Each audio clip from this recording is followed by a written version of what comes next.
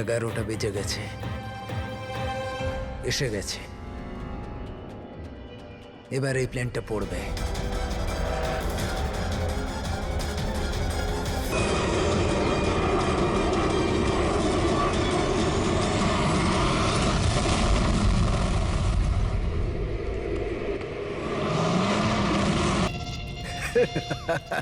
মজা দেখলাম।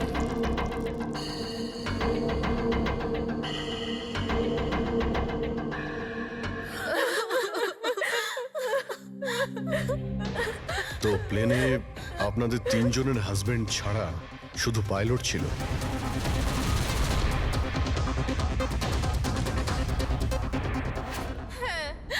আর এখনো অবধি কোনো খবর পাননি আপনারা? দেখুন, অথরিটিকে পুরো জিজ্ঞাসাবাদ করেছি, আর ওরা বলেছে যে প্লেনে কোনো টেকনিক্যাল প্রবলেম ছিল না। তাহলে আপনাদের এরকম কেন মনে হচ্ছে যে ওটা অ্যাক্সিডেন্ট ছিল না, ওটা প্লেন ক্র্যাশ ছিল না, বরং কেউ জেনে শুনে ওদেরকে খুন করেছে? ওনাকে অনেক দিন ধরে কেউ ফোন করে হুমকি দিচ্ছিল। দেখুন, আপনাদের হাজবেন্ড তো নামি দামি বিল্ডার্স, তাই হুমকি ভাবো তুমি। কাল সকাল 11টার সময় তোমার জীবনের শেষ নিঃশ্বাস নেবে তুমি। আপনার যা করার করে নিন, এই ডিল তো আমি করেই ছাড়বো। প্লেন ক্র্যাশও ঠিক 11টার সময় হয়েছিল স্যার। 11টা বেজে গেছে,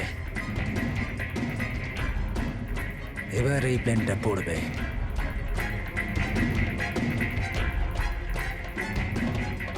এটা কোনো কাকতালীয় ঘটনা হতে পারে না। আপনি বলুন স্যার, যে একটা জমির টুকরো কারোর জীবনের থেকে বড় হতে পারে কি? দেখুন, আমি আপনাদের প্রমিস করছি, যারা এই কাজটা করেছে তাদেরকে আমরা শাস্তি দিয়েই ছাড়ব।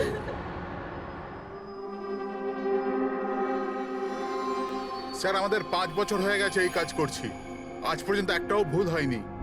আমাদের কাজে ভুল হওয়ার কোনো সম্ভাবনাই নেই স্যার। যদি স্যার প্লেনে কোনো প্রবলেম থাকতো তাহলে আমরা ওটাকে উঠতে দিতাম না। তাহলে আপনাদের কথা অনুযায়ী প্লেনে কোনো প্রবলেম ছিল না? একদমই নয় স্যার। তাহলে প্লেনটা ক্র্যাশ হলো কি করে? হ্যাঁ, 4 জন মারা গিয়েছেন, কে দায়িত্ব নেবে তার? স্যার, আমি নিজেই খুব অবাক হয়েছি যে এটা ঘটলো কি করে। ফ্লাইট রেকর্ডার জানেন তো আপনারা, যাকে আমরা ব্ল্যাক বক্স বলি, সেখানেও সবকিছু নর্মাল দেখাচ্ছে। নর্মাল বললে কাজ চলবে না, সব কিছু ডিটেলে বলুন, শুরু থেকে, টেক অফ হওয়ার আগে থেকে কি হয়েছিল? আমরা পুরো প্লেন চেক করে পাইলটকে হ্যান্ডওভার করে দিয়েছিলাম। তারপরে ওই 3 বিজনেসম্যান প্লেনে করে সুরাটের দিকে রওনা দিল।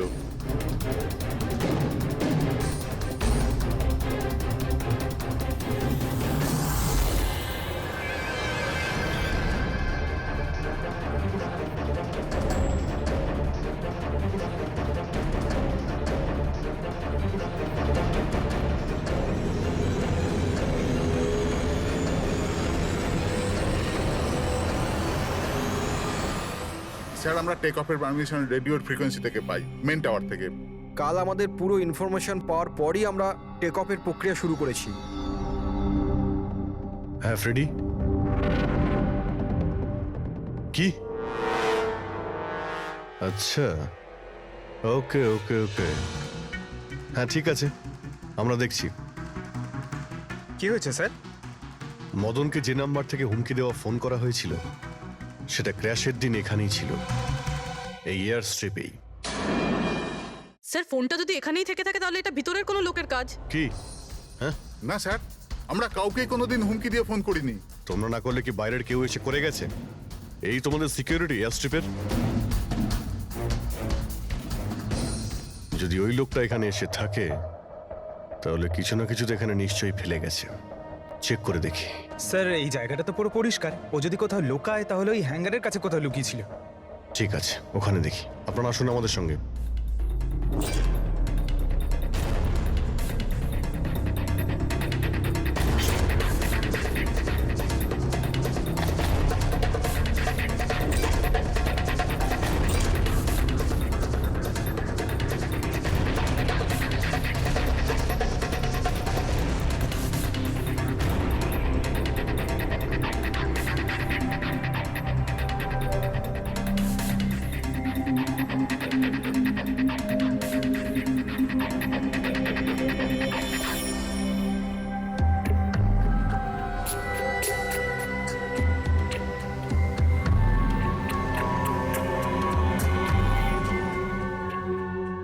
স্যার স্যার একটা ভাঙা ফোন পেয়েছি। স্যার আমার মনে হয় হুমকি দেওয়ার জন্য এই ফোনটাই ব্যবহার করেছিল। হতে পারে ইউজ করে ভেঙে দিয়েছে। রেখে দাও, কিছু প্রমাণ তো নিশ্চয়ই পাওয়া যাবে। কোথায় পেলে তুমি এটা? স্যার ওখান থেকে। স্যার এখানে।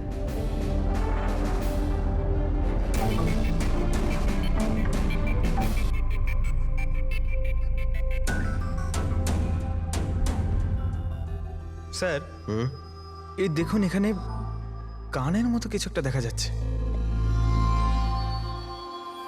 হ্যাঁ, তুমি তো ঠিকই বলেছ।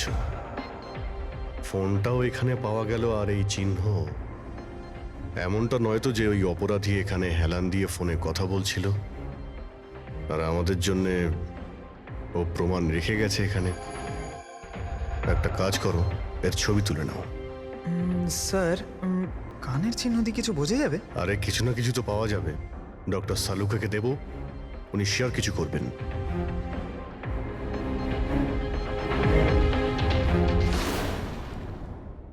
স্যার দুটো লাশ পাওয়া গেছে, অঙ্কুর আর মদনের, অঙ্গদ আর মদনের। আচ্ছা, সুমিত আর ওই প্লেনের পাইলট? খোঁজ চলছে স্যার, এখনো কোনো খবর পাওয়া যায়নি। আপনারা প্লিজ কাঁদবেন না, একটু শান্ত হন প্লিজ। দেখুন, আমি আপনাদের কথা দিচ্ছি, আপনাদের স্বামীকে যারা খুন করেছে তারা আমাদের হাত থেকে বাঁচতে পারবে না। স্যার, হ্যাঁ, স্যার এই ফোনটা পেয়ে গেছি, যে ফোন থেকে হুমকি দেওয়া ফোনটা করা হয়েছিল। কিন্তু স্যার আমরা ওখানে পৌঁছানোর আগেই খুনি এই ফোনটা ভেঙে দিয়েছে, যাতে আমরা ওর অবধি পৌঁছতে না পারি। স্যার আমরা জানি এটা কে করেছে। চেনেন আপনারা কে কে খুন করেছে? রণদীপ আর শশী। রণদীপ আর শশী কারা? হ্যাঁ, স্যার এই দুজন উড বিল্ডার্স। এরা চাইতো না যে আমাদের তিনজনের স্বামী এই ডিলটা করুক। জানতাম, আমরা জানতাম যে এই ঘটনার পুরো দোষ আমাদের ঘাড়েই চাপানো হবে। আপনাদের পরিচয়? স্যার এরাই দুজন হলো সেই খুনি, রণদীপ আর শশী।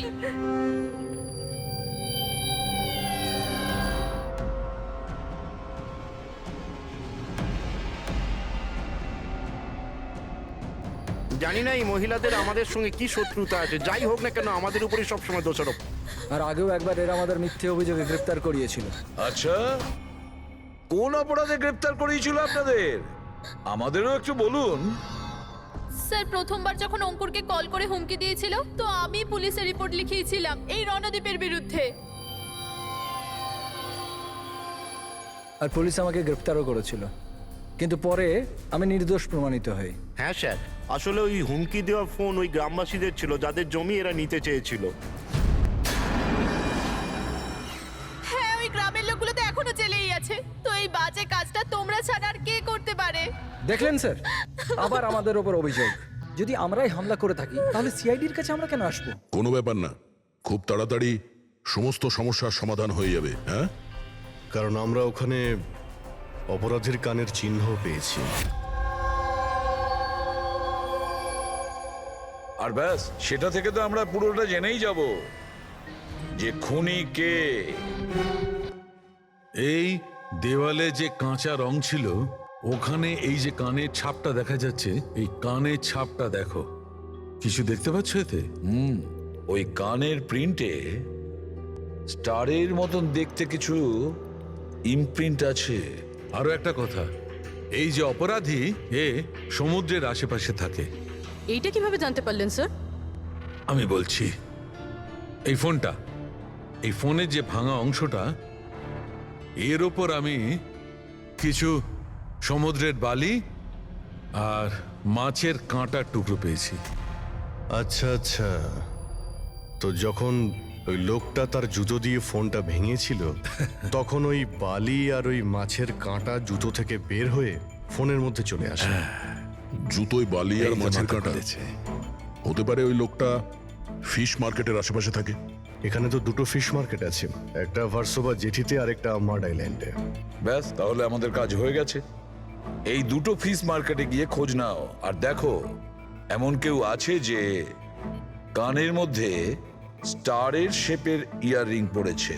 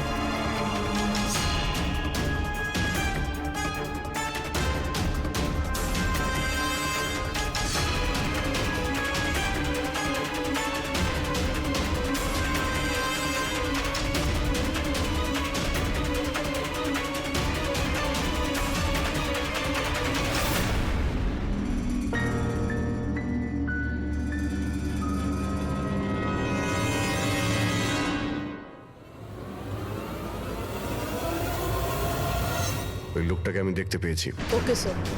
সবাই চলে এসো। Okay sir.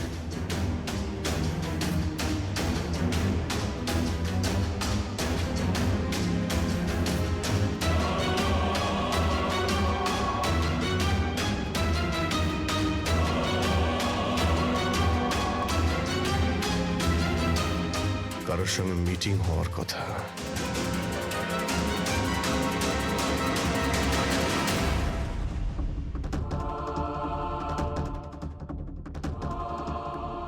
এই লোকটা কে চিনতে পারছি না তো।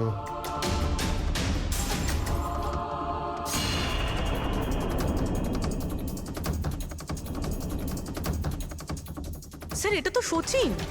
এয়ারপোর্ট অথরিটিজ মরে যাওয়া পাইলটদের লিস্টে এর ছবি দেখিয়েছিল। এই পাইলটটা সচিন। এই সচিন বেঁচে আছে? স্যার ও যদি প্লেন ক্র্যাশে মারা না যায় তাহলে এই এখানে লুকিয়ে কি করছে? তাই তো, সামনে আসছে না কেন? চলো গিয়ে জিজ্ঞাসা করি।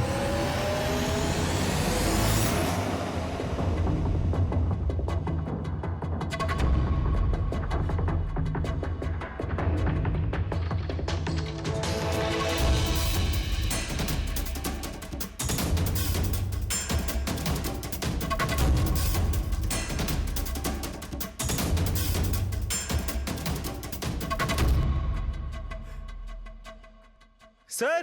হ্যাঁ,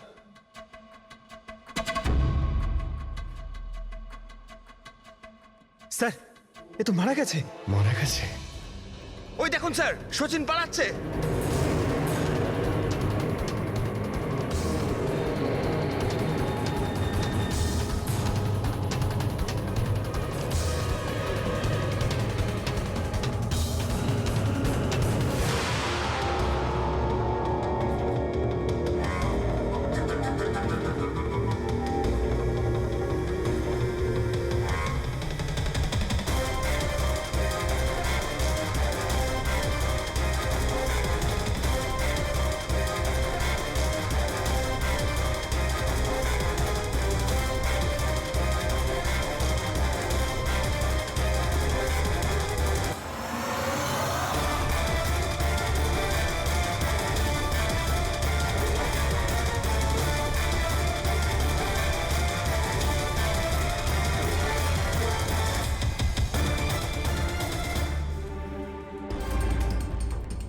স্যার ওই লোকটা মনে হয় এমন কিছু রহস্য জানতো যেটা সচিন চাইতো না আমরা জানতে পারি, আর হয়তো সেই জন্যই ওকে মেরে ফেললো।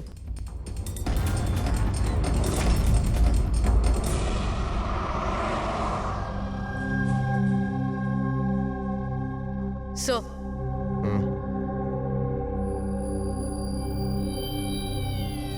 কি জিজ্ঞেস করতে চান আপনি আমাকে? আপনার হাজবেন্ড সচিনের ব্যাপারে। আপনি কি বলতে পারবেন ও কোথায় আছে? এটা কিরকম প্রশ্ন ইন্সপেক্টর? আপনারা তো জানেন কিছুদিন আগে একটা প্লেন ক্র্যাশে। আগে না, সচিন বেঁচে আছে। বেঁচে আছে? আগে হ্যাঁ। আর আপনি হয়তো এটা শুনে খুবই কষ্ট পাবেন যে ও একটা খুন করে পালিয়েছে। এমনিতে তোমার স্বামী সচিন কত টাকা পেয়েছিল এই ষড়যন্ত্রে যুক্ত হয়ে? টাকা? টাকা পাইনি। টাকা যদি পেয়ে থাকতো তাহলে আমি কফি শপে কাজ করতাম না। আর এমনিতেও আমাদের রিলেশন ঠিক চলছিল না। আপনাদের মধ্যে বনিবনা হচ্ছিল না? কি বলতে চাইছেন, মানে জিজ্ঞেস করতে পারি কি প্রবলেম ছিল? দীপ্তি নামের একটা মেয়ে আছে, এয়ার হোস্টেস। অনেকবার বলতো যে তোর সাথে ডিভোর্স নিয়ে ওর সাথে থাকতে চাই। কোথায় থাকে ও? সিঙ্গাপুর। সিঙ্গাপুর? কি সচিন বেঁচে আছে? এ হতে পারে না স্যার। আমরা নিজের চোখে ওকে প্লেনে উঠতে দেখেছিলাম। স্যার এত বড় দুর্ঘটনায় ওর বেঁচে থাকার কোনো সম্ভাবনাই নেই স্যার। আর ও যদি প্লেন থেকে প্যারাশুট নিয়ে লাফ দেয় তাহলে? না স্যার, যদি প্যারাশুট নিয়ে লাফ দিত তাহলে কেউ না কেউ তো নিশ্চয়ই দেখতে পেত। আমরা কিছু মিস করে যাচ্ছি না তো?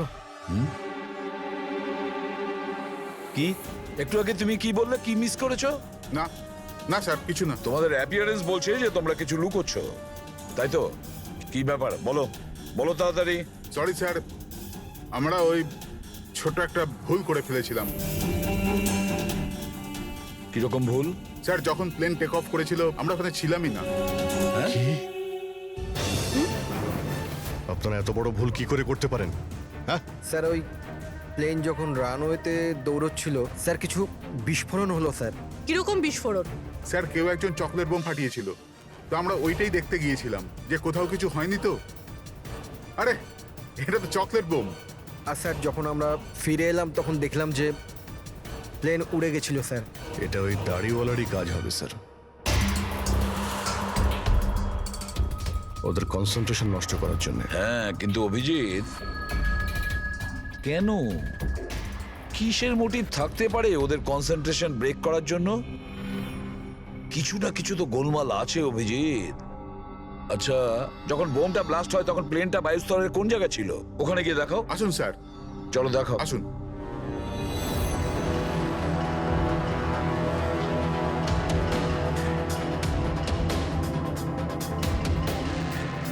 এক মিনিট অভিজিৎ, এ তো রক্ত, শুকিয়ে যাওয়া রক্ত। স্যার রক্তের রং দেখে মনে হচ্ছে খুব বেশি পুরনো নয়, আজ বা কালকেরই। এই রক্ত কার রক্ত? এটা এখানে এলো কি করে? জানি না স্যার। জানি না? সব প্রশ্নের একটাই উত্তর তোমাদের, জানি না। তাহলে জানোটা কি তোমরা? স্যার এয়ার স্ট্রিপের রক্ত মানে কিছু না কিছু হয়েছিল এখানে। এটা তো পরিষ্কার, কিন্তু কি হতে পারে? আর এই রক্ত, এটা কার রক্ত?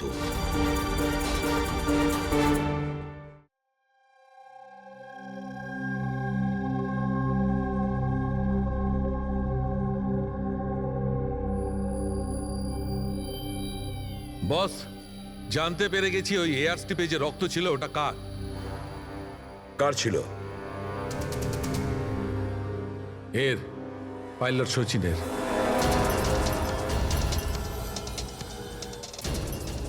পাইলট সচিনের রক্ত? কিন্তু ওরা আঘাত লাগলো কি করে, কখন? স্যার যখন আমরা ওকে জেটিতে দেখেছিলাম তখনও একটা স্লিং ব্যান্ডেজ পড়েছিল, আর ওর হাতে ব্যান্ডেজও বাঁধা ছিল। কিন্তু ইঞ্জিনিয়ার আমাদের এটা বললো যখন সচিন টেক অফের জন্য যাচ্ছিল ও একদমই ঠিকঠাক ছিল, ওর হাতে কোনো রকম ব্যান্ডেজই ছিল না।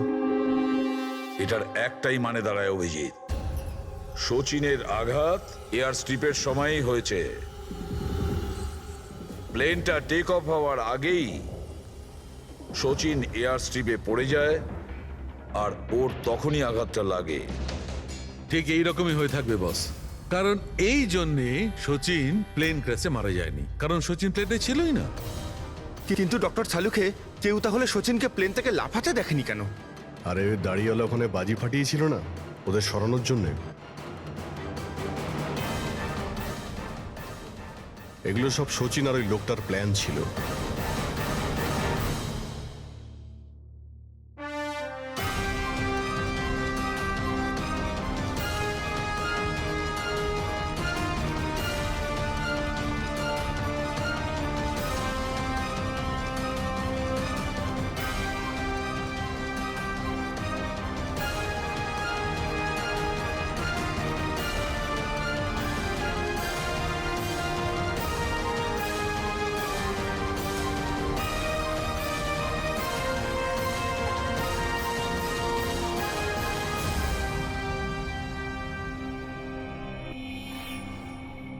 Hello, okay, thank you sir. সচিনের ওই গার্লফ্রেন্ড দীপ্তি যে সিঙ্গাপুরে থাকে, ওর নাম্বার পেয়ে গেছি। সচিন কি হয়েছে ওর? ও ঠিক আছে তো? দীপ্তি, একটা কথা বলো, শেষবারের মতন সচিনের সঙ্গে তুমি কবে কথা বলেছিলে? 2 দিন আগে। 2 দিন আগে? কিন্তু সচিনের ওয়াইফ তো আমাদের বলেছে তোমাদের দুজনের সম্পর্ক ভেঙে গেছে। না, হয়তো ওর বউকে এটা বলেনি যে ও আমার সাথে মিট করতে সিঙ্গাপুরে আসছে। আচ্ছা, সচিনের কবে আসার কথা সিঙ্গাপুরে? 1 সপ্তাহ বাদে। ও,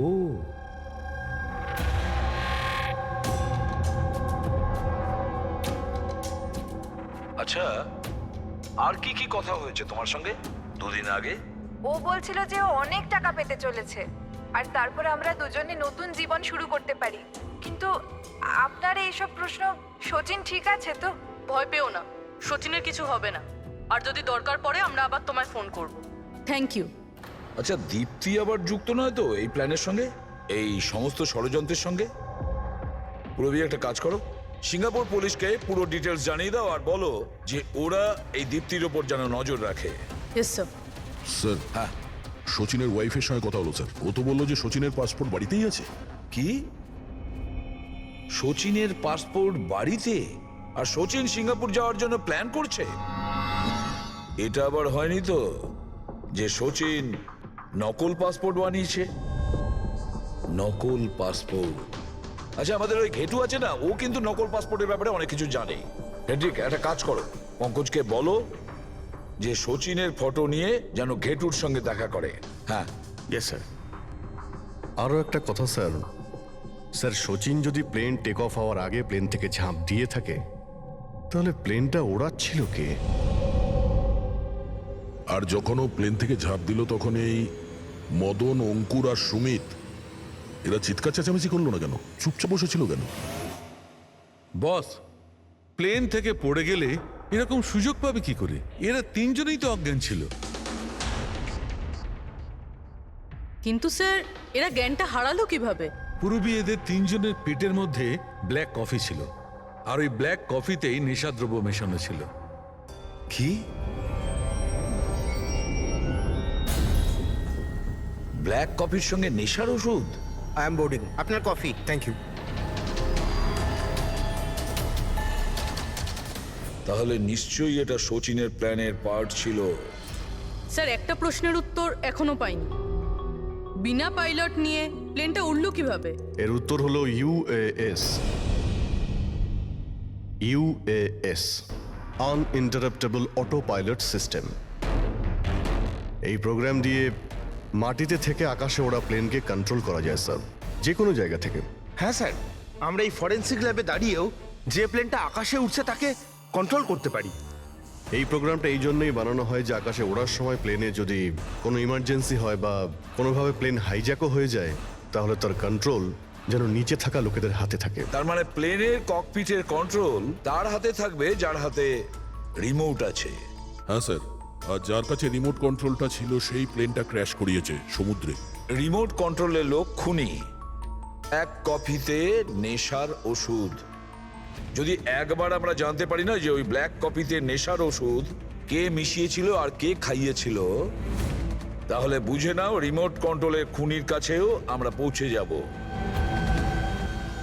remote control. Black coffee? Sir, Madan তো ব্ল্যাক কফি খেতেন না, ওনার হাই ব্লাড প্রেশার ছিল। আর স্যার, আমিও তো সুমিতকে কোনো ব্ল্যাক কফি দিইনি, কারণ ও যখন বাড়ি থেকে বেরিয়েছিল তখন আমিও বাড়ি ছিলাম না। দেখুন, আমরা ওই তিনজনের পেট থেকেই ব্ল্যাক কফি পেয়েছি, যে সেই নেশার ওষুধ মিশিয়েছিল। আর আপনারা বলছেন যে আপনারা কেউ নিজেদের স্বামীকে ব্ল্যাক কফি খাওয়াননি। হতে পারে অন্য কেউ ওনাদের ব্ল্যাক কফি খাইয়েছিল, বা হতে পারে বাইরে যেখানে গিয়েছিল সেখানে খেয়েছিল। কোথাও গিয়েছিল কি? হ্যাঁ স্যার, ওকে আমাদের ড্রাইভার এয়ারপোর্টে ছাড়তে গেছিল। তাহলে হতে পারে যে ও বাইরে কোথাও কফি খেয়েছে, তাহলে ড্রাইভার জানতে পারে। রবি, ওকে একবার ডাকুন তো, কোথায় আছে ও? স্যার, যবে এই ঘটনা ঘটেছে তবে থেকে ও কাজে আসছে না, ও আমার ফোনও তুলছে না। তার মানে অভিজিৎ, এই রবি কাল থেকে উধাও।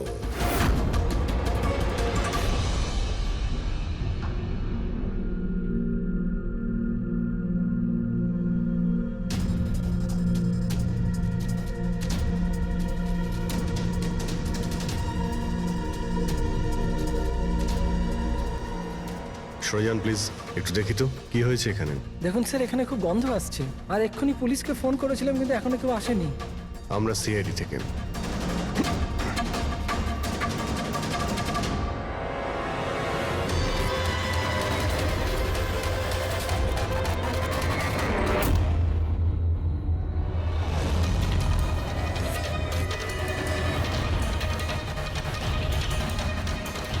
স্যার, আরও একটা খুন।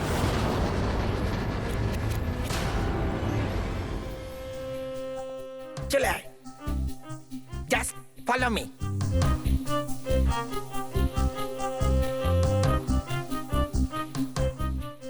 পঙ্কজ, চুপচাপ আমার পেছন পেছন চলতে থাকবি যতক্ষণ আমি এখানে আছি। তোর ঘাবড়ানোর কোনো দরকার নেই। এই যে ঘেটু, আমি না ভয় পাই না, আমি একজন সিআইডি অফিসার। চুপচাপ চল, ফলো মি, ওইদিকে চল।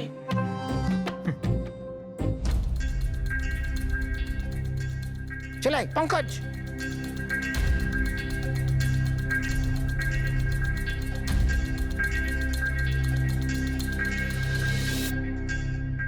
কি বন্ধু, শুনেছি তুমি খুব সুন্দর পাসপোর্ট বানাও। কে বললো? আমার একটা বন্ধু বলেছে। বন্ধু? কে বন্ধু? এ না, আমি চিনি না একে।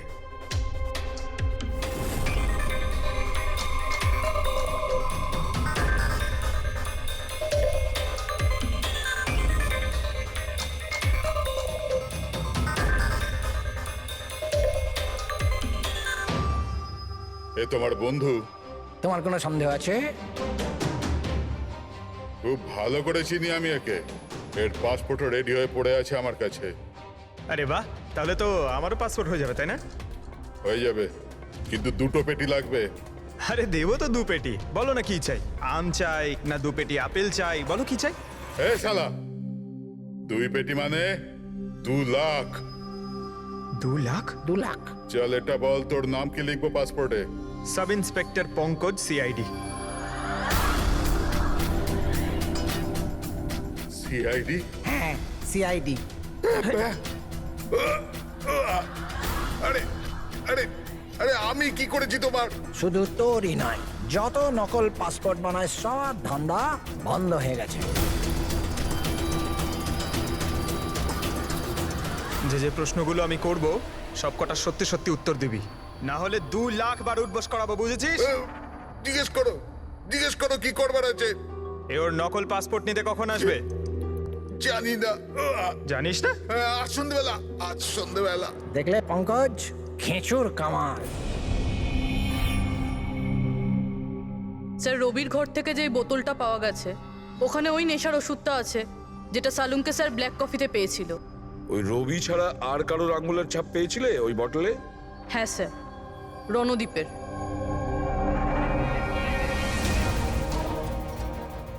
রণদীপ, এই রণদীপ বিউরোতে এসে চেঁচিয়ে চেঁচিয়ে নিজেকে নির্দোষ প্রমাণিত করতে চাইছিল না? প্রথমে রবিকে ব্যবহার করে খুন করানোর জন্য, তারপর রবিকেই মেরে ফেলে। স্যার, আমি রণদীপকে অনেকবার ফোনে ট্রাই করেছি, কিন্তু ওর ফোন বন্ধ আসছে। একবার এই সুচিরকে যদি আমরা পাই না, ওই আমাদের পৌঁছে দেবে রণদীপের কাছে। সন্ধেবেলায় তো ও আসছে নিজের নকল পাসপোর্ট নেওয়ার জন্য।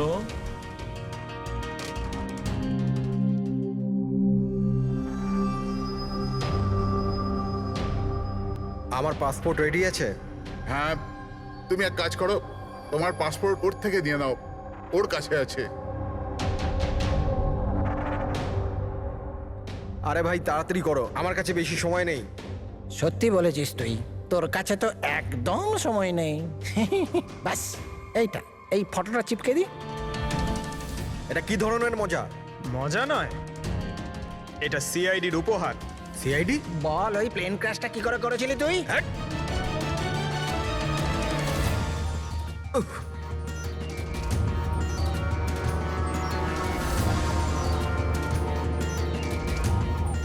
সিআইডি থেকে পালিয়ে টেক অফ করা এত সহজ নয়। ইমার্জেন্সি ল্যান্ডিং করতে হয় অপরাধীদের। টাকার লোভে আমি অন্ধ হয়ে গিয়েছিলাম। এই কাজের জন্য আমায় 50 লাখ টাকা দেওয়া হয়েছিল, কিন্তু আমি জানতাম না যে স্যার ওরা মারা যাবে। তোকে টাকা কে দিয়েছিল সেটা বল। স্যার আমি জানি না স্যার, আমি শুধু একবার কথা বলেছিলাম ওর সাথে। পঙ্কজ, ইন্টারনেটে ভালো করে দেখো এই রণদ্বীপের কোনো ইন্টারভিউ পাওয়া যায় কিনা। স্যার, পেয়ে গেছি। আমি আমার সাফল্যের সব কৃতিত্ব আমার কঠোর পরিশ্রম আর না হারা মনোভাবকে দেব। এই পৃথিবীতে কোনো কিছুই অসম্ভব না। আমি কোথায় ছিলাম আর কোথায় এসে পৌঁছেছি। স্যার এটা ওনারই আওয়াজ স্যার, আই এম শিওর এটা ওনারই। গলার স্বর রণদ্বীপের আর ওই শিশিতে আঙুলের ছাপও রণদ্বীপের। রণদ্বীপ?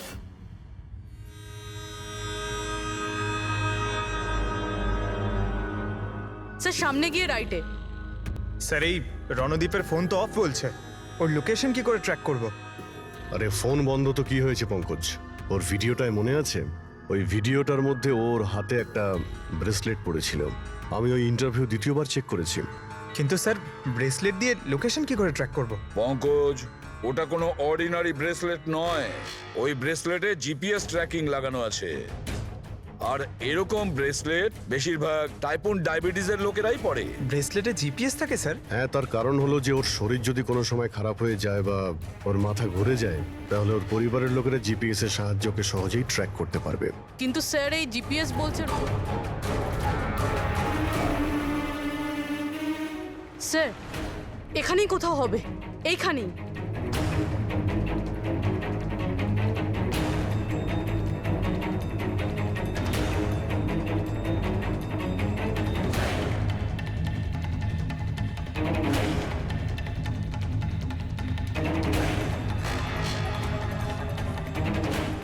এইদিকে স্যার। স্যার এখানেই কোথাও হবে। ওর হার্ট রেট ক্রমশ কমে আসছে। হার্ট রেট ক্রমশ কমে যাচ্ছে? এদিকেই ও কোথাও আছে। দাঁড়া দাঁড়া, এই মাটিটা অন্যরকম মনে হচ্ছে কেন? এই মাটির নিচে আবার নেই তো? হতে পারে।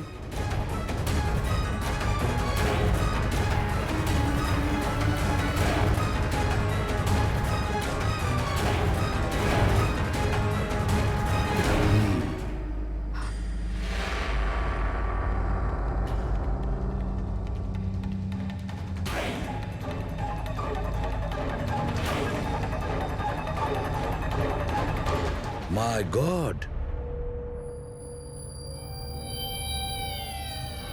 বেঁচে আছে? Sir,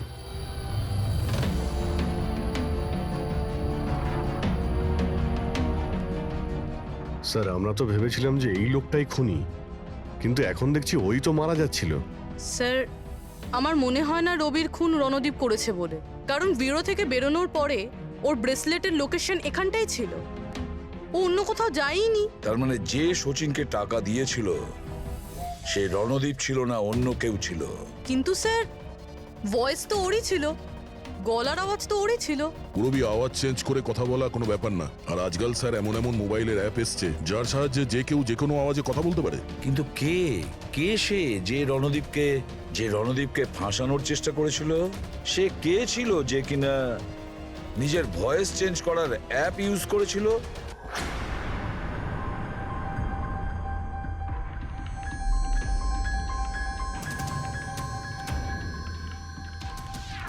cheers. হ্যাঁ, চিয়ার্স চিয়ার্স। আসুন আসুন আসুন। অভিনন্দন আপনাকে। অভিনন্দন? কিসের জন্য? ওই অ্যাপের জন্য। ওই অ্যাপ যেটা আপনাদের কোম্পানি বানিয়েছে, যেটা দিয়ে যে কোনো মানুষ তার নিজের ভয়েস চেঞ্জ করতে পারে। মানে? হ্যাঁ, একবার শুনবেন? তোমাকে তোমার অপরাধের জন্য এবার জেলে যেতে হবে। তোমার অপরাধের জন্য এবার জেলে যেতে হবে। এটা কি ধরনের মজা? এটা মজা নয়।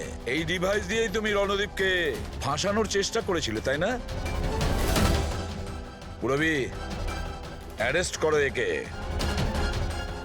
চলুন ম্যাডাম।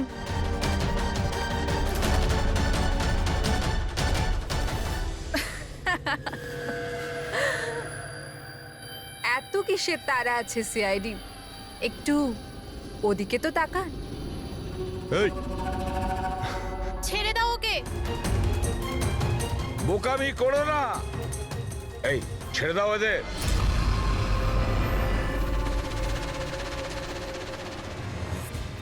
মাই গড, তাড়াতাড়ি ওঠো।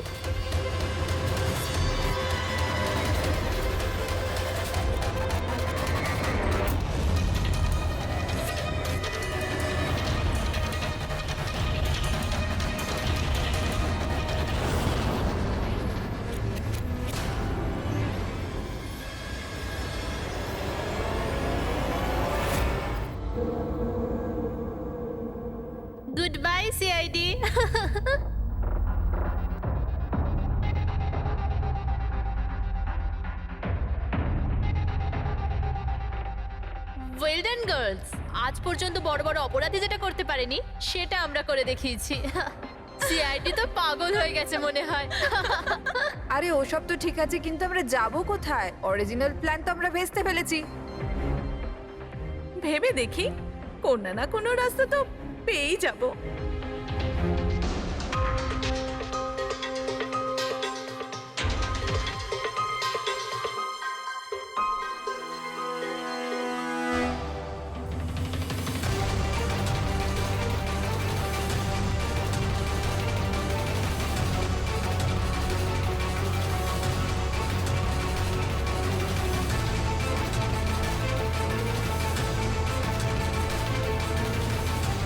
আরে কি করছিস? কিরকম ভাবে প্লেন ওড়াচ্ছিস তুই?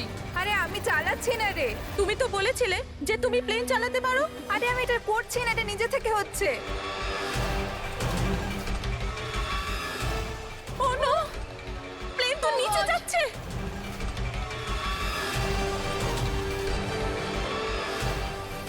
মনে হচ্ছে আমাদের ইউএস টেকনোলজি কেউ জানতে পেরে গেছে নাকি? কিন্তু কি করে?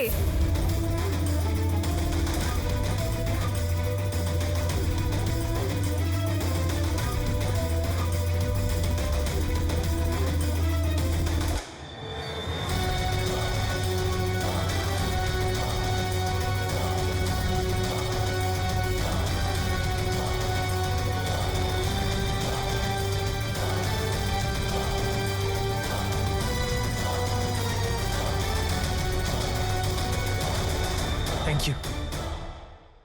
আসুন।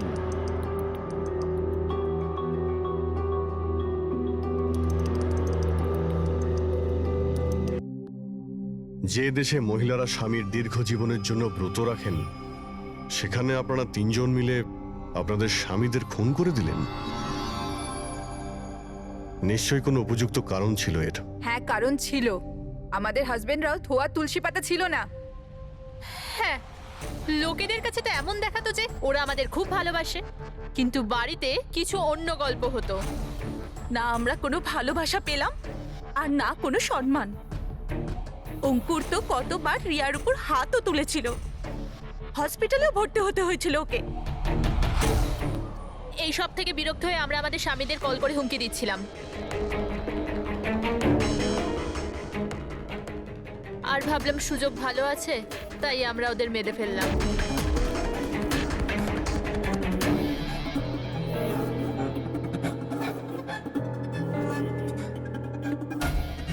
আর ভাগ্য দেখুন, রণদীপ রবির কাছে গিয়েছিল ওই অজ্ঞান হওয়ার ওষুধ নিয়ে, যাতে আমাদের স্বামী মিটিংয়ে পৌঁছতেই না পারে। আর এই ব্যাপারটাও আমাদের কাজে লেগে গেল। তাহলে রবির সততার সুযোগ নিয়েছো তুমি। তারপরে তোমরা রণদীপকে মাটিতে পুঁতে দিয়েছিলে, যাতে আমাদের মনে হয় ও অপরাধ করে পালিয়ে গেছে। খাঁচায় বন্দি পাখির মতো জীবন কাটানোর কোনো ইচ্ছে ছিল না। আমরা স্বাধীনভাবে শ্বাস নিতে চেয়েছিলাম। স্বাধীনভাবে শ্বাস নেওয়ার আরো কিছু পথ খোলা আছে ম্যাডাম। স্বামীকে খুন করা সব থেকে ভুল সিদ্ধান্ত। এটা ঠিক করতে যদি স্বামীর কাছ থেকে সরে যেতে, কিন্তু না, তোমরা তিনজন এমন রাস্তা বেছে নিয়েছো যে রাস্তা তোমাদের অন্ধকারে নিয়ে যাবে, আর সেটাও জেলের গড়াদের পেছনে।